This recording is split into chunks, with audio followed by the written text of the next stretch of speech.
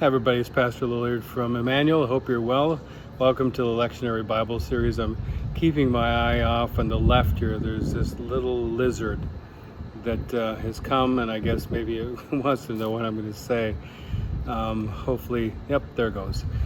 You also might hear some drilling in the background. I'm actually outside under the canopy, and you can see my favorite palm trees in the background. But I'm to the, if you will, to the west of the main office, and they're working on our new elevator, and so every once in a while you're going to hear some drilling sounds. I tried to find a place where there wasn't some work going on, but I couldn't find it, and that's actually a good thing. So a lot of things are going on. The elevator is going to be worked on, and then very shortly the sanctuary is going to be worked on. So it's all good stuff, but now that I'm alone and my friend has left me, I can tell you that this Sunday I'm going to be preaching on the Gospel according to St. Mark, the 8th chapter, verses 27 through 38. Mark 8, 27 through 38. And to give you a little bit of a primer, Jesus is hanging out with his disciples and going on his ministry and his mission. And then all of a sudden he's with his 12 disciples, and then he says, well, who do people say that I am?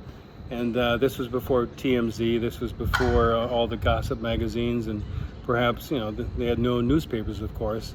And so he was perhaps just trying to figure out, well, you know, so far, what do people say? And they say, well, some say you're John the Baptist, some others say you're Elijah, still one of the other prophets, and all those people, of course, had come before him, and he was returning.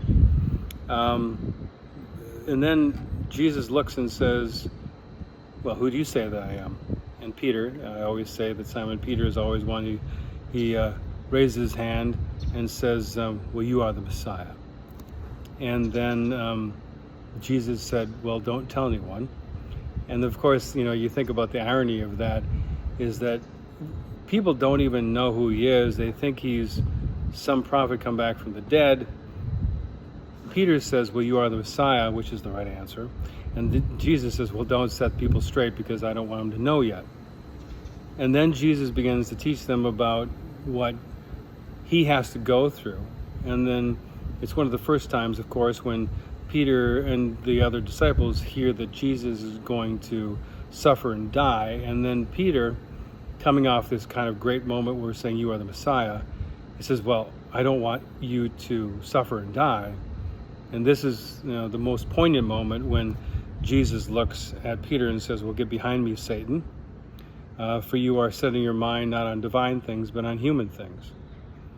And that must have been kind of a shock for Peter, because all of a sudden he thought, well, a couple of seconds ago I just gave the right answer, and now you're calling me Satan. So that was a short joyride.